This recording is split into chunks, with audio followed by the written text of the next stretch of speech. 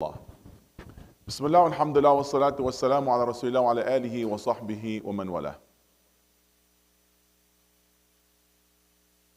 My dear brothers and sisters, it's very important that to follow the mizan, the balance, and not to be in any of the side of extremism.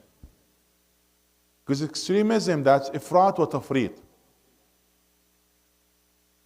When both sides. And if you look at it, in any good character, there are other two negative asides. Like you think of the peak of the mountain, there are two slopes. So for example, like spending. You have to be moderate, yes? Not excessive and not stingy. Yes? As Allah subhanahu wa ta'ala said about the spending. وَالَّذِينَ إِذَا أَنفَقُوا لَمْ يُسْرِفُوا وَلَمْ يَقْتُرُوا وَكَانَ بَيْنَ ذَلِكَ قَوَامًا وَلَا تَجْعَلْ يَدَكَ مَغْلُولَةً إِلَى عُنُقِكَ وَلَا تَبْسُطْهَا كُلَّ الْبَسْطِ فَتَقْعُدَ مَلُومًا مَحْسُورًا. Like for example now the courage. It's a good character, yes? But that's between two negative. You being coward or you being what? No, that the negative being coward or being mutahawwir. What's mutahawwir? Careless, you know? Yeah. Reckless. And so it has to be, you know, in the good way, not this way and the other way. So most of the time, the good character comes in between two negative.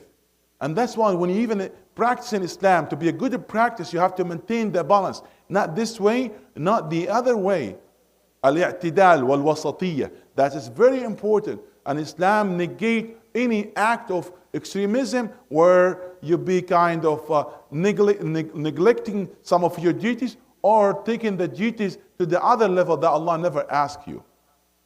There are three of the companions of the Prophet ﷺ. They went and asked about the Prophet actions. And as if they belittle the action of the Prophet ﷺ. And they thought in their mind that Allah have forgiven the Prophet ﷺ, he doesn't have to do much. And one of them, he said, I'm going to pray all night, I will never go to bed. And the other one, he said, I'm going to fast all days without breaking a day. The third one, he said, I'm not going to get married.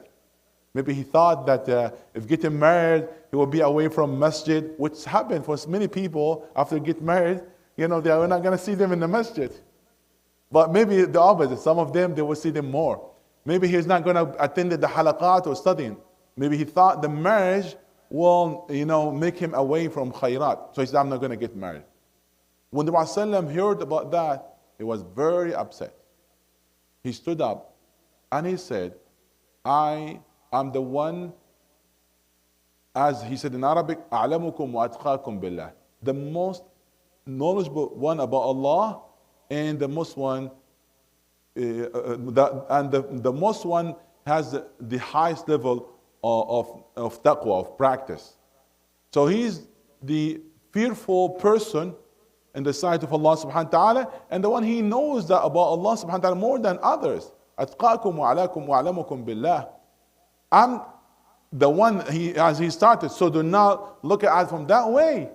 So he said, I pray and I sleep. When I get tired, I sleep.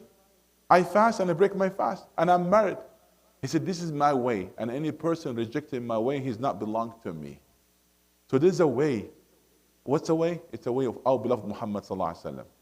When you try to change or bring in something better, or you think there's something better, you are going to go astray. You are going to miss your way.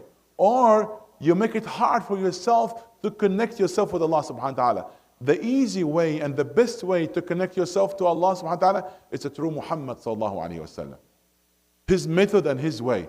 And the Prophet said, إِيَّاكُمْ وَالْغُلُوَ فَإِنَّمَا أَهْلَكَ مَنْ قَبْلَكُمُ الْغُلُوَ فِي الدِّينِ. He said also, إِنَّ هَذَا الدِّينَ يُسْرٌ فَأَوْغِلُوا فِيهِ بِرِفْقٍ. You have to take the religion in a gentle way, in a nice way. Practice whatever Allah subhanahu wa ta'ala asks you to practice in the right way. Not with being careless and neglecting some of your duties or being too much. Ibn Abbas, Ibn Mas'ud said, إنكم تنقرون عن أشياء لم نكن نقر عنها وتسألون عن أشياء لم نكن نسأل عنها ولا علمناها يعني ما كتمناها. So you were asking about something we never even asked about it. Why you make it hard for yourself? Ask about your deen, what you're supposed to ask about. Learn your deen as supposed to be. So the method that you are taking, it's matter. So if somebody wanna connect himself to Allah subhanahu wa ta'ala, you need a method, you need a way, you need a path to take. So if you're taking any other path than the path of the Prophet sallallahu alaihi wasallam, you are going to have many obstacles and you create problems for yourself. One time a man came to Rasulullah and the Prophet was talking about Hajj, and he said, "Khudu anni manasikakum." He said, "Is that every year, our beloved? Is that every year?" The Prophet was turning his face away. And then he turned to him and said, "لو قلت نعم لوجبت ولما استطعتم." If I said yes, that's gonna be must for you and you cannot do it. Why you make it hard for yourself?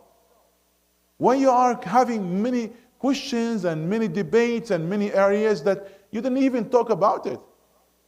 Ask yourself, is that the topic that Rasulullah tackled? Is this the matter that Rasulullah did? Is this the way how the Prophet asked? And this Rasulullah practice? Then if yes, then follow it. And you didn't have to, to question. Just, follow that way, because there's no doubt that's the best way. And any person will try to take any other path or make himself more clever or even smarter, say, "Oh, I have better ideas, better way to practice," is going to go against himself and against the practice of the Prophet ﷺ, and he will find himself at the end regretting what he is doing.